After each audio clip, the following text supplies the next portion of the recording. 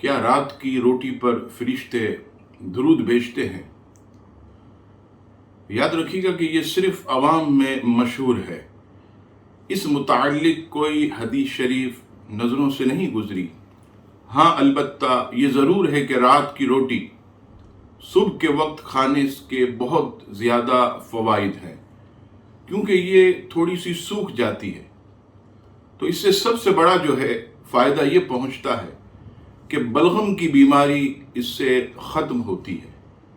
और बाकी बासी रोटी आप जानते हैं कि ताज़ा रोटी से ज़्यादा अतिब्बा के नज़दीक ताकतवर है, लिहाजा खाने में कोई हर्ज नहीं और फ़वाइद भी हैं। लेकिन ये कहना कि फरिश्ते उस पर दुरूद पढ़ते हैं, तो ये किसी हदीस शरीफ में नज़रों से नहीं गुजरा।